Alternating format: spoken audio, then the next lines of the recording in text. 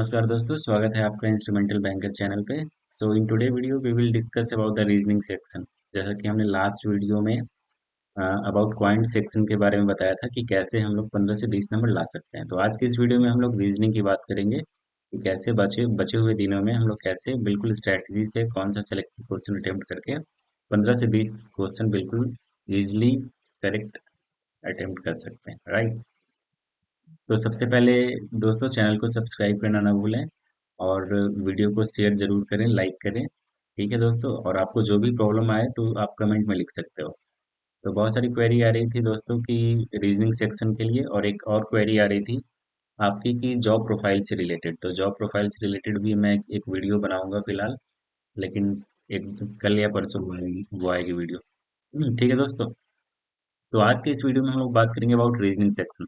तो दोस्तों सबसे पहले हमें ये जानना होगा कि रीजनिंग सेक्शन में क्वेश्चंस आते हैं कैसे कैसे, राइट। तो मैं अपने एक्सपीरियंस की बात करूं कि किस तरह के क्वेश्चंस आते हैं, तो वो मैं सबसे पहले आपको बता दूं। जैसा कि आप जानते हो कि इन रीजनिंग एंड लाइक क्वांट हम लोग के पास 40 क्वेश्चन होते हैं जिसकी जो वैल्यू होती है 50 मार्क्स की होती है, राइट। तो 40 क्वेश्चंस हमारे पास होंगे। ये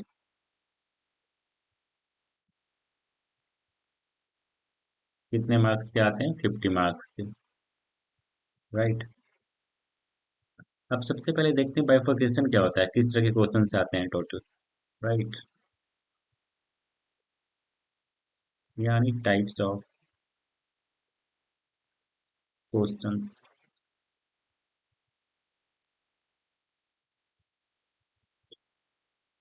देखो दोस्तों, सबसे पहले मैं बात करूंगा पजल की। पजल 4 से 5 आ सकते हैं आपके, ठीक है। ये कलेक्टिवली हो सकते हैं 20 से 22 मार्क्स के, राइट। अब पजल में कैसे कैसे आ सकते हैं, जैसा कि आप लोग जानते होंगे। एक तो फ्लोर पजल आ सकता है, floor based puzzle. Seating arrangement हो सकती है। बहुत सारे वेरिएबल्स वाले पजल हो सकते हैं। बॉक्सेस वाले पजल हो सकते हैं।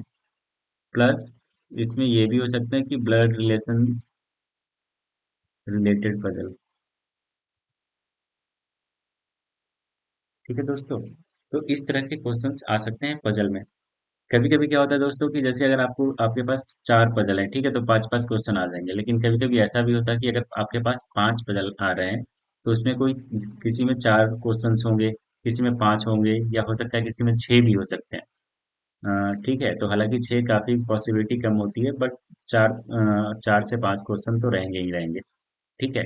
तो अब आपको क्या करना है, अब आपको ये देखना होगा कि आपका पजल किस तरह का है। आई मीन स्ट्रांग हो आप पजल में, बना सकते हो अटेम्प्ट करके, क्योंकि दोस्तों टाइम जो है बिल्कुल कम होती है हमारे पास, है ना। तो आपको सोच समझ के पजल को बिल्कुल अटेम्प्ट करना है ना। चलो मैं पहले ये डिस्कस कर लेता हूँ कि और क्या क्या क्वेश्चन आ सकते हैं हमारे। सेकंड में अगर बात करूँ तो ब्लड रिलेशन के क्वेश्चन हो सकते हैं। 2 to 3 क्वेश्चन, ठीक है। उसके बाद बात करूँ तो डायरेक्शन के क्वेश्चन हो सकते हैं, 2 to 3 क्वेश्चंस, ठीक है। नेक्स्ट अगर बात करें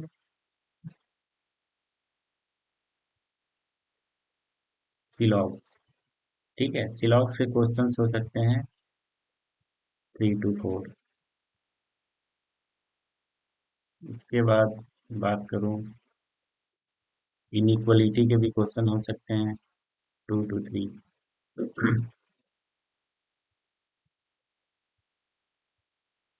उसके बाद बात करें दोस्तों इनपुट आउटपुट, इसके हो सकते हैं 4 to 5 क्वेश्चंस।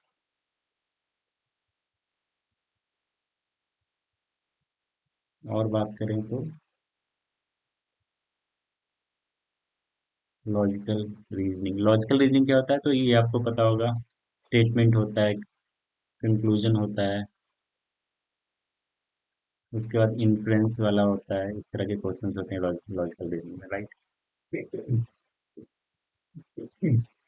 ठीक है। तो बस इतने ही क्वेश्चंस आपके रह सकते हैं। अब आपको पहले तो ये जानना पड़ेगा कि इसमें कौन से क्वेश्चंस हम लोग बिल्कुल अटेम्प्ट कर सकते हैं। अगर मान लो, मैं ये मान के चलूं कि आज हमारा 24 तारीख हो गया, हमारी जो एग्जाम है वो ऑन 29 सितंबर है, राइट। आपने अभी तक कुछ भी नहीं पढ़ा है ना, बट बेसिक आपकी थोड़ी क्लियर है। तो फिर भी आप बिल्कुल इजीली क्रैक कर सकते हो 20 question around, right. 15 to 20 question बिल्कुल इजीली। कैसे? तो चलो ये देखते हैं। तो आपको कुछ टॉपिक को आज से बिल्कुल प्रैक्टिस में शुरू करनी होगी, ठीक है। सबसे पहले यहाँ पे देखो, मैं टिक कर रहा हूँ एक ब्लड रिलेशन। ब्लड रिलेशन एक ऐसा टॉपिक है दोस्तों कि अगर आप इसमें बिल्कुल वो कर लो, प्रैक्टिस कर लो, तो बिल्कुल 2 से 3 क्वेश्चन आपके बन जाएंगे, ठीक है। तो आपने सबसे पहला जो सेलेक्ट किया है वो क्या किया है? ब्लड रिलेशन का क्वेश्चन। कितने क्वेश्चन मान लो? मैं 2 ही क्वेश्चन मान रहा हूँ। उसके बाद डायरेक्शन, ठीक है। दूसरा मैं मान रहा हूँ डायरेक्शन सेंस। इसमें भी मैं 2 ही क्वेश्चन मान रहा हूँ, हालांकि blood blood relation and direction sense से लगभग दोनों मिला के 5 से 6 क्वेश्चन तो आते हैं, मैं इसको 3 मान लूँ, ठीक है। आपने डायरेक्शन बिल्कुल पढ़ लिया अच्छे से, प्रैक्टिस कर ली आपने, यहाँ पे 3 क्वेश्चन बना लिए। उसके बाद सिलॉक्स। अगर दोस्तों मैं एग्जाम पैटर्न की बात करूँ ना, तो सिलॉक्स क्या होता है कि कभी कभी पूछ देता है एग्जाम में, कभी कभी आता भी नहीं है। तो ये माइंड मेकअप करके मत जाना कि सिलॉक्स आएगा ही आएगा। ऐसा भी हो सकता है कि सिलॉक्स क्वेश्चंस ना आए, तो ये भी पॉसिबिलिटी है, बट यहाँ पे मैं मान के चल रहा हूँ कि ये 2 से 3 क्वेश्चन आएगी। ठीक है, मैं 3 क्वेश्चन ले लूँ यहाँ पे, ठीक है। उसके बाद मैं ले लेता हूँ इनइक्वलिटी। ये तो काफी इजी टॉपिक होती है इनइक्वलिटी, इसमें आप आराम से 2 से 3 क्वेश्चन बना सकते हो। उसके बाद जिस पे आपको सबसे ज्यादा फोकस करना है, इनपुट आउटपुट। इसमें से 4 से 5 क्वेश्चन होते ही होते हैं, ठीक है। अब देख लो कितने हो गए, 2 3 5 3 8 3 11 5 16। मैंने बस इतने बताए और इसमें कम से कम 15 से 17 क्वेश्चन आपके बिल्कुल बन सकते हैं, ठीक है दोस्तों। अब ये मैंने बस बताया है, बिल्कुल आपने ज्यादा प्रैक्टिस नहीं की है। बिल्कुल जो मिसलेनियस क्वेश्चंस हैं उस पर प्रैक्टिस करनी है आपको। ब्लड रिलेशन आपने प्रैक्टिस किया, डायरेक्शन प्रैक्टिस किया, सिलॉक्स प्रैक्टिस किया, इनइक्वलिटी प्रैक्टिस किया आपने, then input and output practice की। दोस्तों एक चीज याद रखना ये आपको है कि अगर आप 5 से 6 टॉपिक पढ़ रहे हो ना, इसकी प्रैक्टिस कर रहे हो, तो इसकी प्रैक्टिस ऐसी करो कि एक भी क्वेश्चन गलत ना हो। क्यों? क्योंकि आपने ऑलरेडी सेलेक्ट किया है मात्र 15 से 20 क्वेश्चन। अगर इसमें से एक भी क्वेश्चन गलत होते हैं, सो ये बिल्कुल आपका जो स्कोर हो जाएगा वो गिर जाएगा, है ना। तो आपको ऐसी प्रैक्टिस करनी है कि ये बाकी ये सारे टॉपिक्स आपके बिल्कुल एकदम माइंड में क्लियर कॉन्सेप्ट बैठ जाए, कोई भी क्वेश्चंस गलत होने के कोई संभावना ही ना बचे, कोई पॉसिबिलिटी ही ना बचे, ठीक है। तो आपको इस तरह से अटेम्प्ट करना है। अब इसके लिए क्या करना है? मैंने आपको डे प्लान में बताया था। डे प्लान में क्या बताया था आपको? कि हर दिन आपको 1 घंटे रीजनिंग की प्रैक्टिस करनी है, या आधे घंटे, ठीक है। रीजनिंग की प्रैक्टिस करनी है, राइट। अभी से लग जाओ दोस्तों, हर दिन प्रैक्टिस करो इसकी, ठीक है। ब्लड रिलेशन देखो, अब क्या होता है ना कि ब्लड रिलेशन अगर क्वेश्चंस को टफ बनाना हो तो ब्लड रिलेशन बिल्कुल ऐसे तो सिंपल आ जाएगा, लेकिन टफ बनाना हो तो हो सकता है ये कोडेड फॉर्म में आ जाए, ठीक है। कि एंड मीन्स ये, ए एंड बी मीन्स करने का मतलब and means A is mother of B, like this. तो इस तरह से हो सकता है ना, तो ये कोडेड फॉर्म में भी आ सकता है, तो उससे घबराना नहीं है, वो भी आसान होता है बिल्कुल। जल्दी जल्दी प्रैक्टिस करनी है, तो आपको कोडेड की भी प्रैक्टिस करनी है, एक नॉर्मल भी प्रैक्टिस करनी है ब्लड रिलेशन में, और एक कोडेड की भी प्रैक्टिस करनी है। घबराना नहीं है उससे।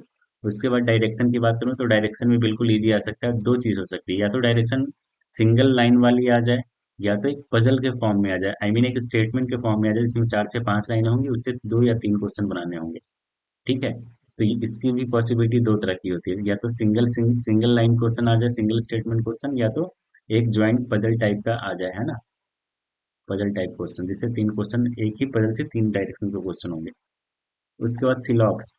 तो मैं इसको थोड़ा सा पॉसिबिलिटी इन दोनों में से किसी एक की मानता हूँ, ठीक है। लेकिन अगर क्वेश्चन इजी हो तो दोनों आ सकते हैं।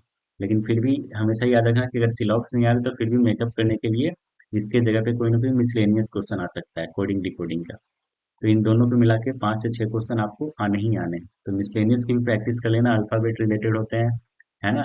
उसमें बहुत सारी चीजें होती हैं, कोडिंग डिकोडिंग होती है, चाइनीज कोडिंग भी आ सकती है आपकी। मैंने वहां पे जिक्र नहीं किया है, तो इनकी जगह पे चाइनीज कोडिंग भी आ सकती है। लेकिन 5 से 6 क्वेश्चन आएंगे पक्का इधर से। उसके बाद सबसे जो जरूरी चीज है, इनपुट आउटपुट। इनपुट आउटपुट को आपको बिल्कुल हर दिन प्रैक्टिस करनी है, इनपुट आउटपुट की। ये ऐसा टॉपिक है ना दोस्तों कि आपके 5 नंबर फिक्स हो सकते हैं। थोड़ा हो सकता है कि आपको टाइम लगे सोचने में कि कॉन्सेप्ट क्या लग रहा है, यहाँ पे कौन सी लॉजिक लग रही है इनपुट आउटपुट में। बट ये आपको 5 नंबर देके जाएगा। आज तक मैंने जितने भी रीजनिंग अटेम्प्ट किए हैं, उसमें इनपुट आउटपुट हमेशा मैंने बनाया, चाहे क्वेश्चन कैसा भी हो। तो ये चीज आपको कब आएगी, जब आप बिल्कुल प्रैक्टिस करोगे। जैसे मैंने बताया आपको, अभी से आप 30 से 35 दिन जो बचे हैं, हर दिन इनपुट आउटपुट प्रैक्टिस करो। आपको हर दिन करनी पड़ेगी। ब्लड रिलेशन के क्वेश्चन, डायरेक्शन सेंस के क्वेश्चन, सिलॉक्स के क्वेश्चन, चाइनीज कोडिंग के क्वेश्चन, उसके बाद इनइक्वलिटी के क्वेश्चन, कोडेड इनइक्वलिटी के क्वेश्चन, देन इनपुट आउटपुट के क्वेश्चन। ठीक है। अब मान लो, टाइम की बात करूं मैं, चलो मान लो इसमें 2 क्वेश्चन आते हैं, तो आपको इसमें टाइम देना है, मान लो इसमें लग गए आपके कितने मिनट, 4 मिनट। डायरेक्शन सेंस में लग गए आपके कितने, 4 मिनट, 2 से 3 क्वेश्चन में। सिलॉक्स तो बिल्कुल इजी होता है, अगर 3 क्वेश्चन आ रहे हैं तो उसमें मुझे नहीं लगता है कि 2 से ढाई मिनट से ज्यादा लग सकते हैं। इनइक्वलिटी अगर 3 क्वेश्चन आ गए तो इसमें भी 2 से ढाई मिनट लगेंगे। इनपुट आउटपुट आउटपुट में हो सकता है कि ज्यादा टाइम लग जाए, फिर भी मैं मैक्सिमम मान के चलता हूँ कि 6 से 7 मिनट में बन जाएगा। 6 मिनट मान लो, तो 6 2 8 2 10 4 14 4 18, मान के चलो 20 मिनट्स। इतने क्वेश्चन तो आपने अटेम्प्ट कर लिया है 20 मिनट्स में। तो आपको ये बिल्कुल दिमाग में बिल्कुल, I mean, you should have keep this in mind that कि आपको ये जो अटेम्प्ट करना है ना, विद इन 20 मिनट्स करना है, जितने भी मैंने मिसलेनियस क्वेश्चंस बताए आपको। ठीक है। अब इसके बाद क्या, अगर मैं आपको स्ट्रेटेजी बता रहा हूँ कि 15 16 क्वेश्चन इतने तो अटेम्प्ट हो गए आपके, मान लो सारे सही भी हुए, तो क्या ये पर्याप्त है, I mean is it enough for us? तो इसका जवाब बिल्कुल, आई मीन 50-50 है, कि एनफ हो भी सकता है, एनफ नहीं भी हो सकता। ये डिपेंड करेगा आपके बाकी के सेक्शन सेक्शन आपके कैसे गए। राइट। तो फिर भी हमें पॉसिबिलिटी छोड़नी नहीं चाहिए, क्योंकि हमने ये डिस्कस किया है कि कम से कम 20 क्वेश्चन बनाने हैं। आपने भी मात्र 15 से 17 क्वेश्चन बनाए। तो बाकी के क्वेश्चंस कहाँ से ढूंढ सकते हैं, अगर आपकी लॉजिकल इंटरप्रिटेशन, ठीक है, बिल्कुल अच्छी है, चीजों को बिल्कुल समझ सकते हो, जो चीज लिखी हुई है इंग्लिश में, स्टेटमेंट क्या दिया हुआ है, उससे क्या कंक्लूड कर सकते हैं, इन्फेरेंस क्या है ना, उससे रिलेटेड स्टेटमेंट क्या है, एजम्पशन क्या है, ये सारे क्वेश्चंस अगर आप बना सकते हो, then you should go for the logical reasoning, otherwise आप बिल्कुल मत जाना। ठीक है। उससे बढ़िया है सबसे पहले पजल। ठीक है। ये जो मैंने स्ट्रैटेजी बताई है, बिल्कुल मॉडरेट और वीकर स्टूडेंट्स के लिए बताई है, कि उनको पजल बिल्कुल समझ ना आ रहा है, या फिर मैं अपनी बात करूँ तो मुझे भी पजल में जल्दी में हाथ नहीं लगाता हूँ, क्योंकि मैं हो सकता है फंस जाऊँ, इसलिए मैं सबसे पहले इन सब चीज़ों को अटेम्प्ट कर लेता हूँ, ताकि मेरे 15 से 16 क्वेश्चन बिल्कुल सिक्योर हो जाए। राइट। लेकिन आपके पजल हो सकता है कि कुछ अच्छे हो, क्योंकि 4 से 5 पजल में ऐसा नहीं होता कि सारे क्वेश्चन हमारे टफ होते हैं पजल में। राइट। तो 1 से 2 पजल ऐसे होते हैं जो इजी टू मॉडरेट लेवल के होते हैं, है ना। तो हम लोग को वो चीज बनानी चाहिए। लाइक फ्लोर बेस हो सकता है कि इजी दे दे, है ना। लाइक सीटिंग अरेंजमेंट, ये सर्कुलर हो सकता है, लीनियर हो सकता है।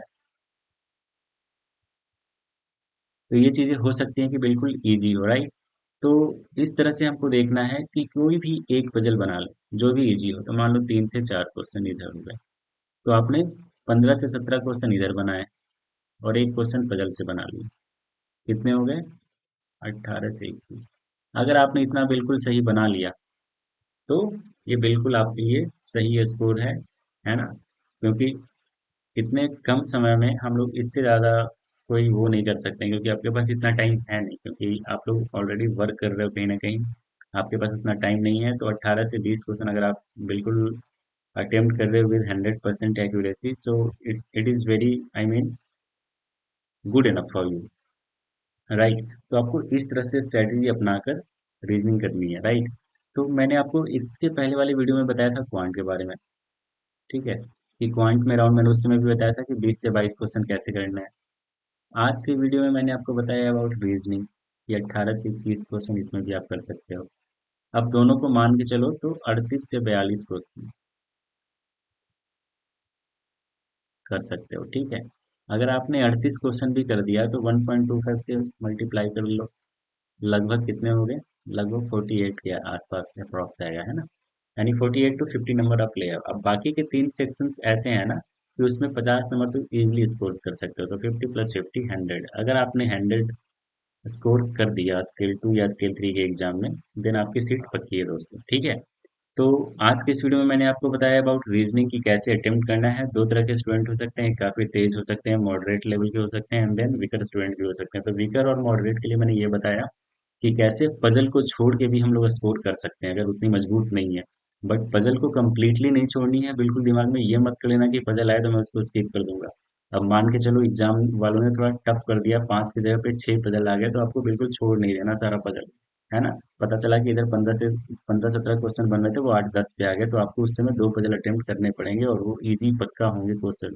पजल के दो, कम से कम 2 पजल तो पक्का इजी आएंगे, तो 4 दूनी 8। तो उधर से भी बना रहे हो तो इधर से भी आपको देखना है इजी पजल। इजी में कौन सा? फ्लोर फ्लोर पजल बना सकते हो, बॉक्स वाले पजल बना सकते हो, ठीक है। जो जिसमें ज्यादा वेरिएबल हो तो आप उसको छोड़ सकते हो, उसमें कोई दिक्कत नहीं है। लेकिन सीटिंग अरेंजमेंट हो गई, सर्कुलर सर्कुलर सीटिंग अरेंजमेंट हो गई, फ्लोर बेस्ड पजल हो गई, बॉक्स वाले पजल हो गए, इसको आप लोग अटेम्प्ट कर सकते हो। उसके बाद मैंने आपको बता ही दिया blood relation, direction sense and syllogisms, inequality, input output, syllogisms, inequality, इन तीनों पे तो प्रैक्टिस कर लेना एकदम, ठीक है। क्वेश्चंस बिल्कुल इजी होते हैं, आपको बस प्रैक्टिस की जरूरत है। इनपुट आउटपुट में 5 नंबर आपके बिल्कुल सिक्योर हो जाएंगे, राइट। और हर दिन कम से कम 2 से 3 पजल बनाते रहना, इनपुट आउटपुट की प्रैक्टिस करते रहना, ब्लड रिलेशन, डायरेक्शन सेंस, सिलॉग्स और इनिक्विलिटी। ये 4 टॉपिक ऐसे हैं कि इसमें थोड़ी कम भी प्रैक्टिस करो, नॉलेज बिल्कुल अच्छी है, तो आप लोग इसको आराम से कर सकते हो। और एक बात और दोस्तों, कि सेक्शनल मॉक टेस्ट देना ना भूलें, है ना। हर दिन आपको सेक्शनल मॉक देना है, नहीं तो फिर दिक्कत आ जाएगी आपको, स्पीड कम हो जाएगी। आप बना तो लोगे, लेकिन जहाँ पे लगनी चाहिए 30 मिनट आप वहां पे दे दोगे 45 से 50 मिनट, तो आपका सारा टाइम खत्म हो जाए। क्यों? क्योंकि आपको बाकी के क्वेश्चंस भी अटेम्प्ट करने हैं, बाकी के सेक्शंस भी अटेम्प्ट करने हैं, लाइक कंप्यूटर हो गया, financial awareness and about Hindi, ठीक है। तो अगले वीडियो में मैं स्ट्रैटेजी बताऊंगा हिंदी की। हिंदी एक ऐसा सेक्शन है दोस्तों कि जिसमें हम लोग इजिली 25+ स्कोर कर सकते हैं। आज तक मैंने जितने भी एग्जाम दिए स्केल 2 स्केल 3 के, हर सब में मेरे 25+ मार्क्स आए हैं, बिना एक्स्ट्रा एफर्ट्स के। मतलब मैं जो भी हिंदी मतलब प्रैक्टिस किया मैंने, all from the mock test only, ना मैंने सेक्शनल मॉक टेस्ट दिया था। तो इसकी भी स्ट्रैटेजी बनाएंगे, बिल्कुल आसान होता है ये तो। हालांकि आप पे डिपेंड करता है कि आप इंग्लिश चूज करते हो या Hindi, but I will suggest कि आप लोग हिंदी चूज करो, बिकॉज ये हमारी जो है ना बिहेवियरल लैंग्वेज है, इसको हम लोग इजिली समझ सकते हैं, ठीक है। तो इसमें गलती होने के चांसेस काफी कम होते हैं, राइट। तो ठीक है दोस्तों, आज के वीडियो में बस इतना ही। बाकी फिर मिलेंगे एक और वीडियो में। एक और वीडियो आएगी अबाउट, बहुत सारी क्वेरी आ रही थी अबाउट जॉब प्रोफाइल, कि किस तरह का जॉब प्रोफाइल होता है स्केल 2 और स्केल 3 का, एक वीडियो में वो भी हम लोग डिस्कस करेंगे। बट फिलहाल हम लोग पढ़ाई कर रहे हैं ना, तो पढ़ाई करते समय अभी थोड़ी सी उसमें हो सकता है टाइम लग जाए, 2 से 3 दिन। फिलहाल एक दो वीडियो भी और आएंगी about Hindi, and then about financial awareness again, की आपकी तैयारी कैसी चल रही है, कहाँ तक पहुंची। मैं भी बताऊं कि मैं कैसे कर रहा हूँ अबाउट फाइनेंशियल अवेयरनेस, कहाँ तक मैंने पढ़ाई की है, ठीक है। और कंप्यूटर कैसी चल रही है मेरी, ठीक है दोस्तों। एक बात और, इस चैनल को सब्सक्राइब करना ना भूले दोस्तों, और लाइक और कमेंट भी करें, ठीक है दोस्तों। और शेयर भी जरूर करें, ठीक है। तो thanks for watching and see you later. Thank you guys.